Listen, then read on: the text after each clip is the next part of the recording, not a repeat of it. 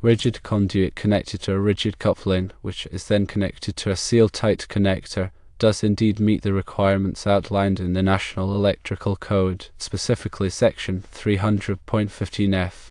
This section addresses the proper methods for installing raceways and cables, focusing on ensuring mechanical integrity and electrical continuity. Under these circumstances, a box is typically not required. Let's delve into the specifics of NEC 300.15F and how it applies to this configuration. Firstly, NEC 300.15F generally permits the use of conduit bodies, fittings, and boxes as a means of providing access to conductors and for making bends in a conduit system. However, the specific allowance you're asking about falls under exceptions that allow for a more direct connection without the need for an intervening box. When using rigid metal conduit, often abbreviated as RMC, the conduit itself provides significant mechanical protection for the conductors. It's a robust wiring method commonly used in both exposed and concealed locations, particularly where there's a risk of physical damage. The rigid coupling serves to join two sections of rigid conduit, maintaining a continuous metallic pathway. This is crucial for grounding and bonding purposes, ensuring that any fault current can safely return to the source, tripping the overcurrent protective device, such as the circuit breaker or fuse. A seal-tight connector is designed to connect the rigid conduit system to a flexible wiring method, such as liquid-tight flexible metal conduit, also known as seal-tight. This flexible section allows for movement or vibration, or to navigate around obstructions where a rigid conduit run would be impractical. The key to understanding why a box isn't required in this scenario lies in the specific design and listing of the seal-tight connector. If the connector is listed for direct connection to rigid conduit and is installed in accordance with its listing, it effectively provides the necessary mechanical support and electrical connection without the need for a separate box. The listing of an electrical product indicates that it has been tested and certified by a recognized testing laboratory, such as Underwriters Laboratories, often abbreviated as UL, or Intertek, often abbreviated as ETL, to meet specific safety standards. These standards ensure that the product is suitable for its intended use and that it performs reliably under normal operating conditions. When installing the rigid conduit, coupling, and seal-tight connector, it's imperative to follow the manufacturer's instructions and the applicable requirements of the NEC. This includes properly tightening all connections to ensure a secure and reliable electrical connection. It also involves using the correct type of fittings for the specific application. For example, using a rain-tight connector in a wet location is essential to prevent water from entering the conduit system. Furthermore, the conduit system must be properly grounded and bonded. This is typically achieved by using grounding bushings and bonding jumpers to ensure that all metallic components of the system are electrically connected to the grounding electrode system. The size of the grounding conductor must be appropriate for the size of the overcurrent protective device protecting the circuit. Reference NEC Table 250.122 for the minimum size of equipment grounding conductors for grounding raceway and equipment. Consider a scenario where you're wiring a motor in a factory. The motor is located in an area where it's subject to vibration. To accommodate this vibration, you decide to use a section of seal-tight flexible conduit between the rigid conduit system and the motor's junction box. In this case, you would connect the rigid conduit to a rigid coupling, then to a seal-tight connector, and finally to the seal-tight flexible conduit that terminates at the motor's junction box. Because the seal-tight connector is listed for direct connection to the rigid conduit, you would not need to install a separate box at the transition point. However, it's crucial to ensure that the seal-tight connector is properly sized for the conduit and that it's installed in accordance with the manufacturer's instructions. Additionally, the seal-tight flexible conduit must be supported at appropriate intervals, as specified in the NEC. Another important consideration is the environment in which the conduit system is installed. In corrosive environments, it's necessary to use corrosion-resistant materials such as PVC-coated rigid conduit or stainless steel conduit. These materials will protect the conduit system from the damaging effects of chemicals and moisture. Similarly, in areas where the conduit is exposed to physical damage, it's important to provide additional protection, such as using heavier gauge of conduit or installing a physical barrier to prevent damage. Regarding the NEC, it's essential to stay up to date with the latest edition. The NEC is revised every 3 years to reflect changes in technology and best practices. These revisions can have a significant impact on electrical installations, so it's crucial to be aware of the latest requirements. To ensure compliance with the NEC, it's always a good idea to consult with a qualified electrical inspector or engineer. These professionals can provide guidance on specific installation requirements and help to ensure that the installation meets all applicable codes and standards. In summary, using rigid conduit to a rigid coupling to a seal-tight connector does meet NEC 300.15F requirements, and a box is not typically required, provided that the connector is listed for direct connection to rigid conduit and is installed in accordance with its listing and the NEC. Remember to always follow the manufacturer's instructions, use appropriate fittings, and ensure that the conduit system is properly grounded and bonded. By adhering to these guidelines, you can ensure a safe and reliable electrical installation. Consider some additional points. The type of seal-tight connector used is also a critical factor. There are different types of seal-tight connectors available, each designed for specific applications. Some connectors are designed for use in wet locations, while others are designed for use in dry locations.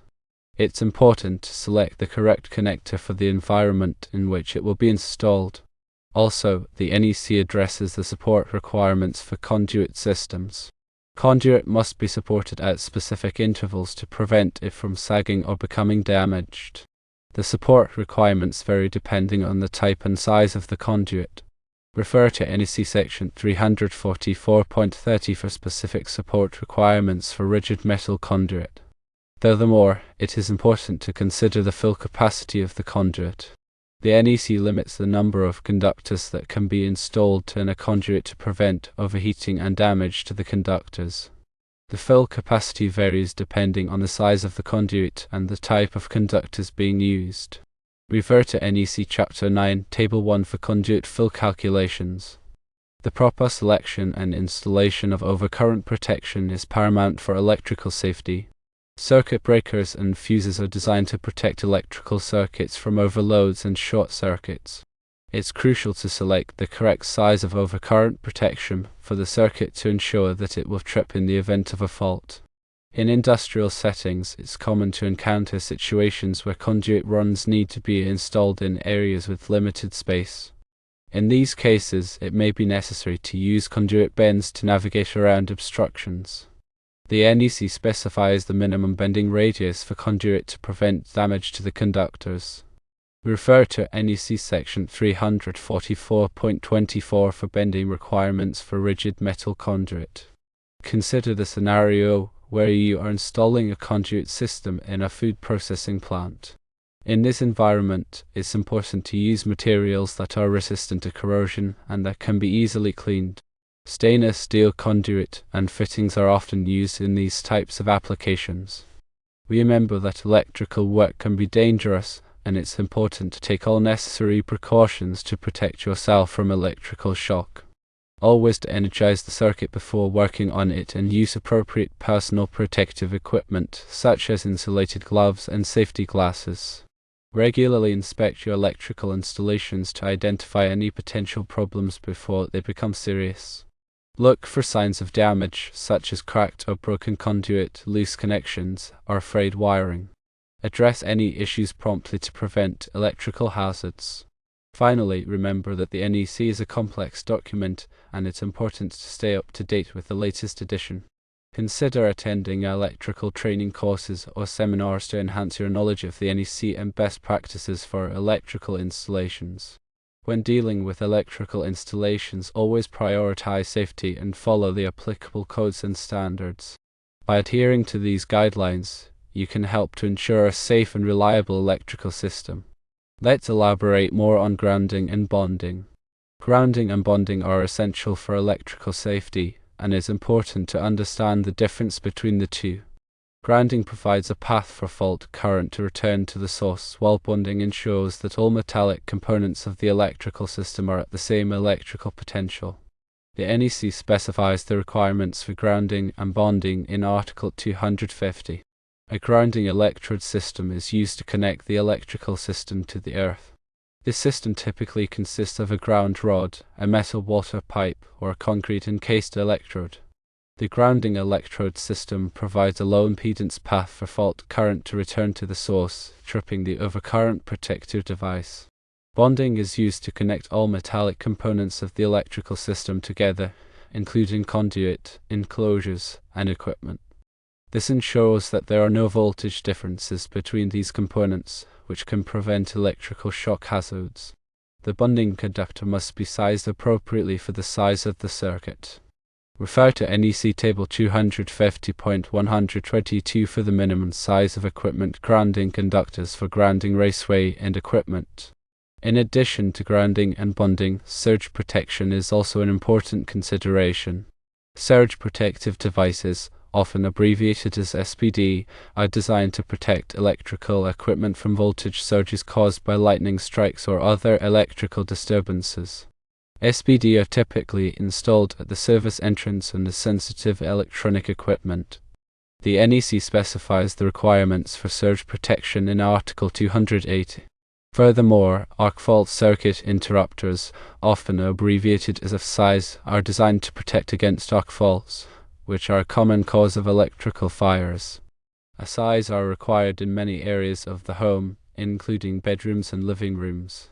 The NEC specifies the requirements for FSIs in Section 210.12. Ground fault circuit interrupters, often abbreviated as GFCIs, are designed to protect against ground faults, which can cause electrical shock.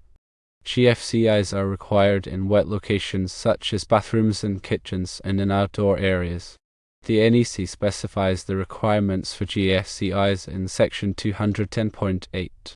When working with electrical equipment, it's important to be aware of the potential hazards and to take appropriate precautions. Always to energize the circuit before working on it and use appropriate personal protective equipment such as insulated gloves and safety glasses. Also, be sure to follow the manufacturer's instructions for all electrical equipment. The NEC is a comprehensive document that covers a wide range of electrical topics. It's important to stay up to date with the latest edition and to consult with a qualified electrical inspector or engineer when necessary.